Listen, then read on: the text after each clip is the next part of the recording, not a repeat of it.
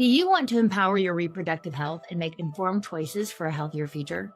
Do you find yourself up late at night searching for healthy, natural fertility tips, improved hormonal balance, and reduced environmental toxins? Do you wake up with big, ambitious goals only to feel overwhelmed and frustrated when health challenges and societal pressures pile up again? Today, we're going to discuss integrative practices focusing on diet, detoxification, and holistic wellness.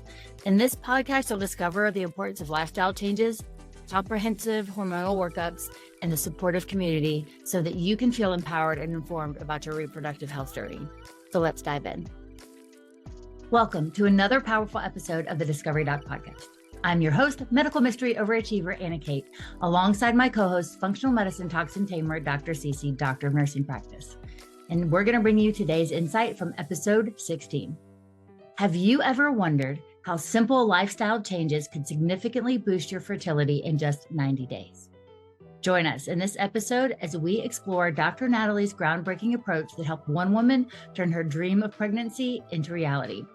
We're going to visit 3 segments: lifestyle and fertility, birth control misconceptions, and the importance of comprehensive women's health education. So stay tuned and let's discover together. I would love to, because we touched on it a little bit, but I would love to hear, yes, I think it's worthwhile for people to hear this multiple times over, because one quick thing before you proceed forward on that is I wish that in like our sex education in 5th, 6th, 7th grade, that it was taken seriously to teach women about their bodies. That, okay, teach sex education because it's becoming of age where you are going to get your cycle. And so here's how you prevent getting pregnant type of thing. But why not use that time to grab girls and say, hey, this is what your body naturally does. This is the timing of it.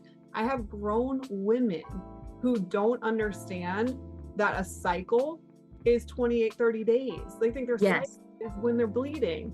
And that's understand when they're ovulating, and it's not until you really get to more thinking about having children that now needs to be on the forefront of learning, oh, this is when I ovulate. Not everybody ovulates on day 15. I ovulate at 21, but it's about finding that knowledge about your body, and girls just are not exposed to that, and so they're just set up for failure in terms of understanding how their bodies operate, and therefore they can't regulate it when it comes to avoiding getting pregnant. So I would love to see that education implemented way earlier in the system. But yes, please dive deep into the side effects of birth control. And I'm such a huge proponent that anybody who is being put on it should be read off. Hey, these are the risks. This is what can happen, and it just doesn't. Yeah. I mean, first of all, I can't agree with you more about the need for education at a younger age in our science classes, in, whatever classes that are being taught, sex ed, whatever. We had classes in high school that barely taught us anything, right? But this should be taught even younger, I think, in an appropriate manner, obviously. But girls and women of all ages just do not know about their bodies and what's normal and what's not normal with their bodies. I mean, I didn't even know, as almost a doctor, I didn't even know a lot of the things I know now. And to me now it's common knowledge, but I look back and I'm like, I didn't know this when I was an undergrad, I knew very minimally. Like, I didn't get off birth control till I was 22 or 21. So I was on it, maybe it was 22, on it all those years. And I didn't know that, I'll go into the side effects because, I didn't know that migraines that I was having on a regular basis were driven by the birth control pill. I didn't know that these mood swings I was having were driven by the birth control pill. I didn't know that, my cycles were significantly heavier than they needed to be, or more painful than they needed to be because of the pill. I also didn't understand that I was taking a synthetic hormone. So there's so many risks in itself that come with synthetic hormones if they're not used properly, right? But I think the biggest side effects, to think about are things like micronutrient deficiencies, which can be lifetime or longer term issues, right? If they're not corrected, they can be lifetime issues. But those micronutrient deficiencies have a ripple effect into every area of our body, from our thyroid to our blood sugar to our digestion, our ability to make stomach acid, the way our brain operates. Our our micronutrients they impact every single function in our body and cofactors in our body and things like that, all these biological processes. And when we don't have enough of those nutrients, it's really hard for our body to just function at a normal capacity. So in my case, I was thrown on birth control at 14 because of the symptoms I was having, which were PCOS. So what I'm seeing in the PCOS space is that birth control is masking a lot of the symptoms of PCOS. And a lot of women are not even aware they have PCOS because of the birth control pill. If you want to hear more about PCOS, go listen to our last episode. But that's an issue with the pill in itself, is it's masking other issues. Women think that they're okay and their hormones are normal, their cycles are normal, and they're just really not. Another thing it affects is obviously the integrity of our gut and our gut health. And that is the epitome of our immune system, right? Everything starts from the gut. Our mental health, our neurotransmitters, everything kind of originates from this microbiome in our gut.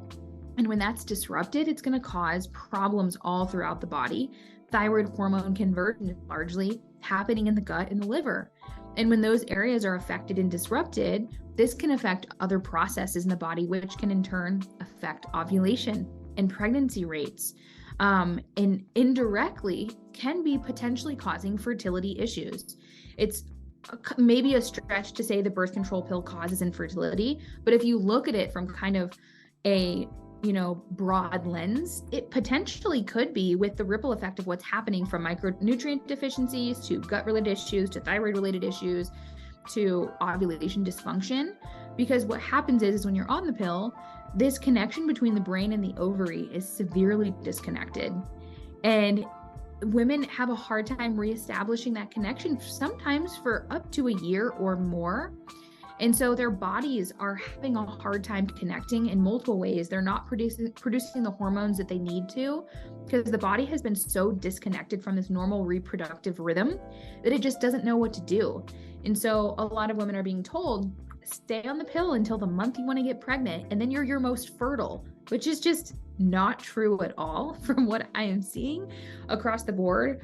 If you're on the pill and you're listening to this, you need to give yourself at least a year off of the pill. I always say at least a year, because you've got to rebuild, you've got to repair that gut lining, you've got to, replenish your nutrients. You have to do all this stuff, replenish B vitamins, which are severely depleted by the pill, and zinc and magnesium. And so you really need to give your body a period of healing. And that's just not promoted in the conventional space. Start there. What you can control first that goes in your body. Maybe you do it month by month, right? And think tampons, they go in your body as well. Like you're absorbing that bleach and dioxins and all the chemicals that come in conventional tampons. So that I kind of included in that first category. If you're using a menstrual cup, make sure that it's a high quality cup. It doesn't have chemicals and things like that in it. When you're going to choose foods, choose higher quality foods whenever you can, right? Like look up the Clean 15 and Dirty Dozen if you need somewhere to start, and get an idea of what foods you should be focusing on buying organic if you can.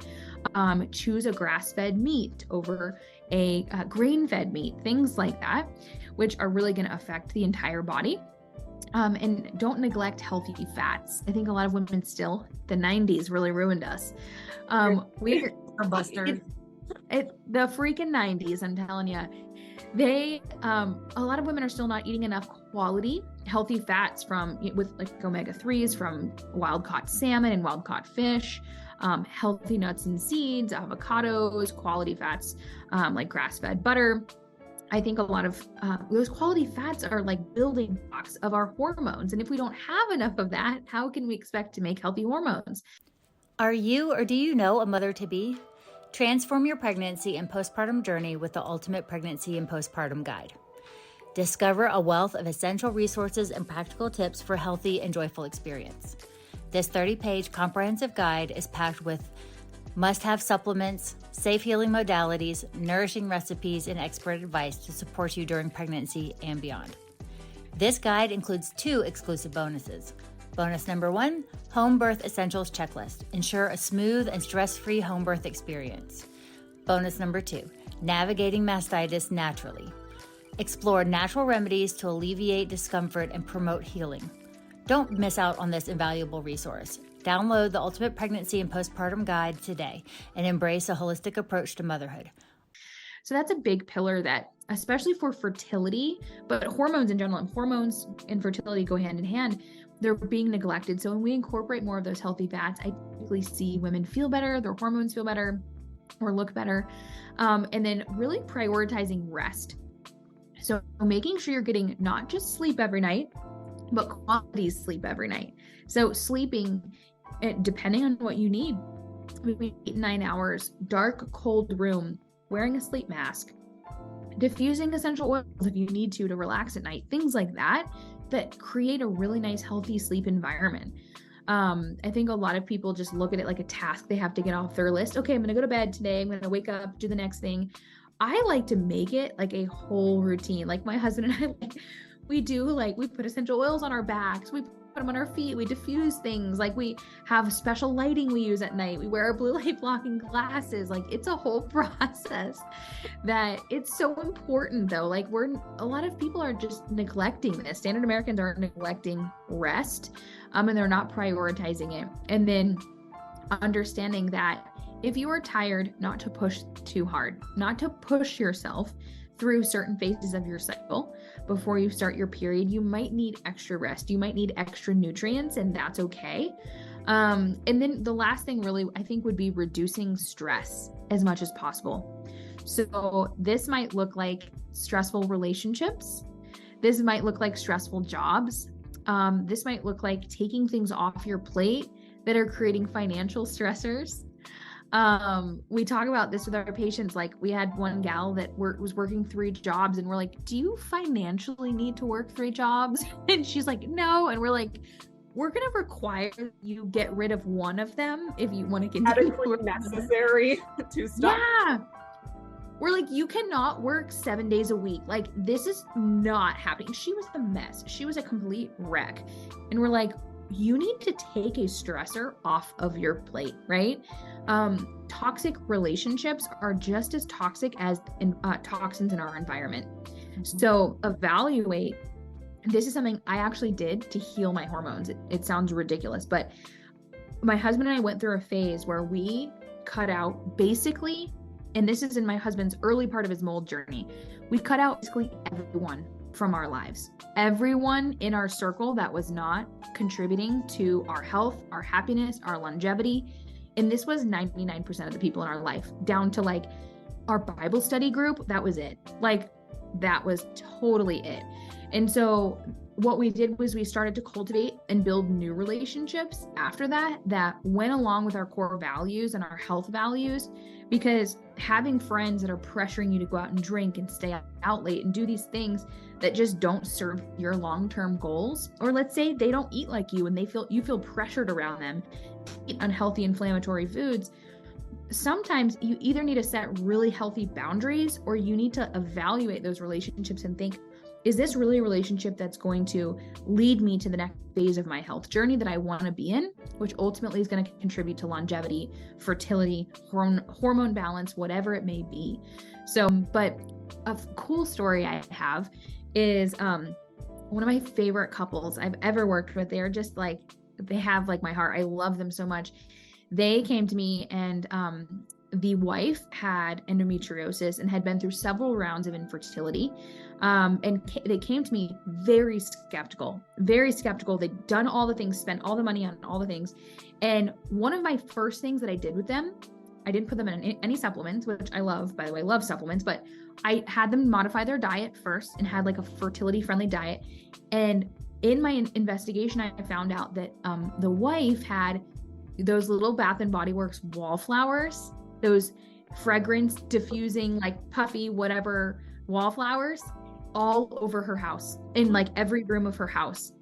And I said, you're going to hate me right now. I said, but you need to go today, remove all those fragrances from your house and get rid of them. And I swear they thought I was crazy because I just had them do 2 changes. I was like, these are all the things I want you to do.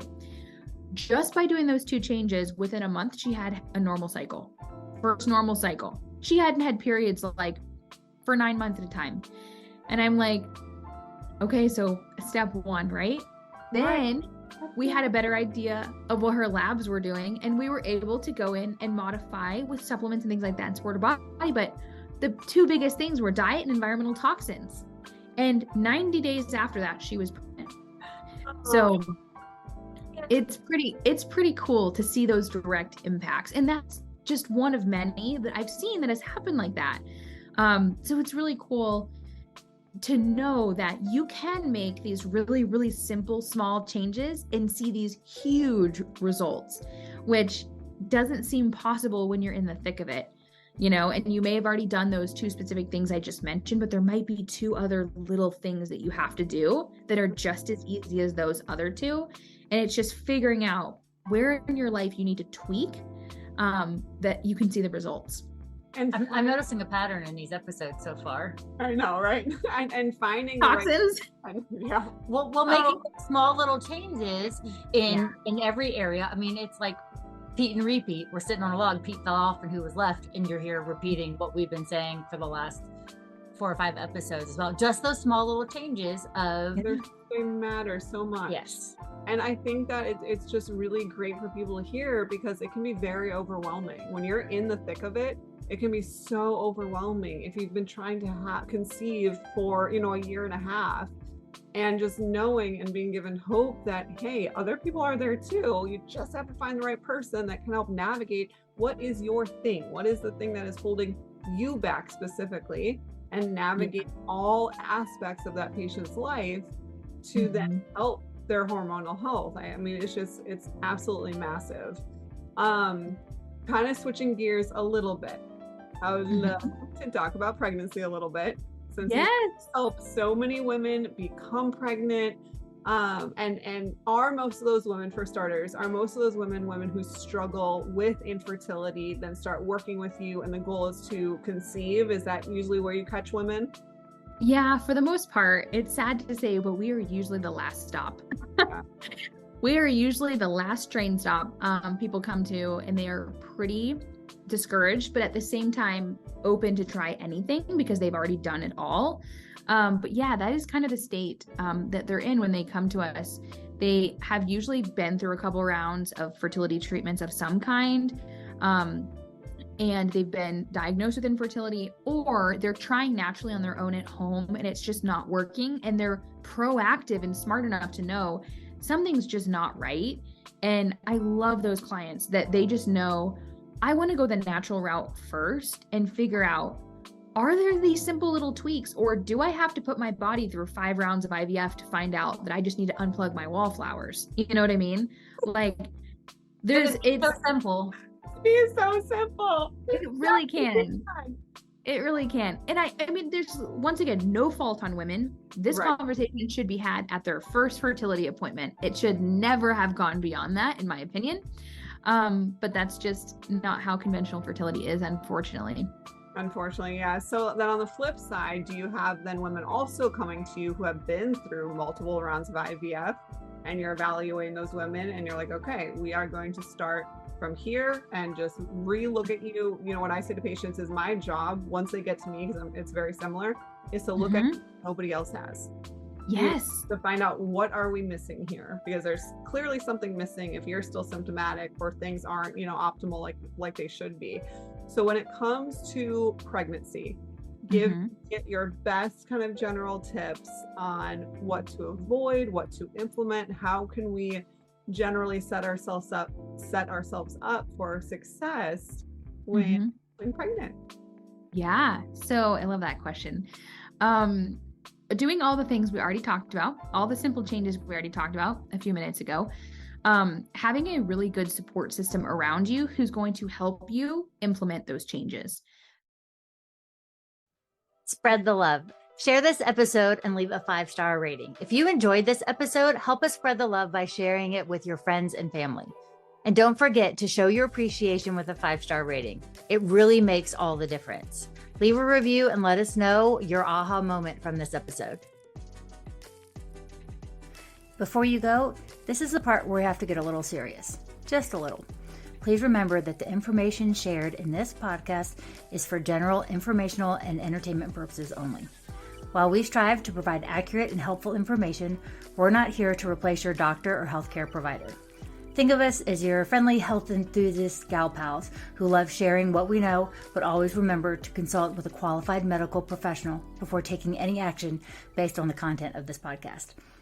And just like the Pirates Code, this disclaimer may change from time to time, so be sure to check back for updates. Stay healthy, stay happy, and don't forget to laugh. It's good for you.